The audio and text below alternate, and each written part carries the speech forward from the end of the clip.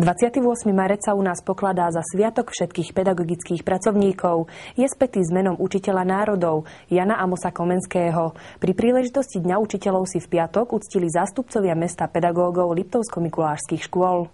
Minulotýždňový piatok patril v Liptovskom Mikuláši učiteľom základných a stredných škôl.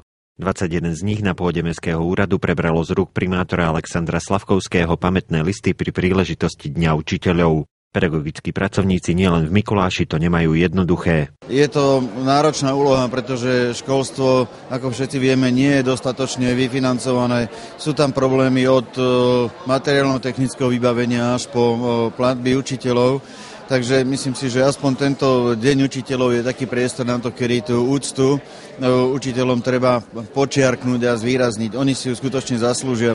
Mesto si to uvedomuje a snaží sa im výjsť v ústretí, preto aj v rozpočte tohtoročnom, ktorý je v podstate reštriktívny a úsporný, sme na financie, ktoré sa dotýkajú školstva, siahali čo najmenej. Liptovský Mikuláš má v zriaďovateľskej pôsobnosti 7 základných škôl. V nich už teraz vrcholia prípravy na budúci školský rok.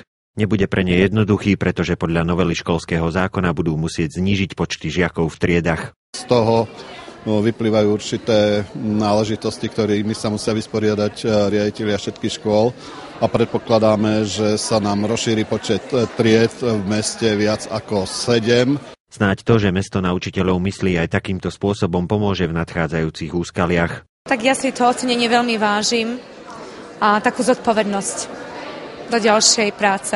Je to česť pre mňa a možno si o to viac uvedomujem v tento deň, že čo všetko v podstate robíme pre tie deti ako základ spoločnosti a že by sme to mali robiť naozaj dokonale a s radosťou a byť hrdý na to, že to robíme. Toto je pekné, že my sme veľmi radi, že nás ocenili, ale v samotnom teréne ukazovať tie cesty dneska, keď už nás predbiehajú obrazovky a všelijaké internety, tá živá komunikácia s mládežou je veľmi ťažká, veľmi problematická a my musíme mať veľmi veľa vpredu naštudovaného alebo veľmi byť vpredu aj improvizačne, aby sme ich schopní boli sledovať a zaujať.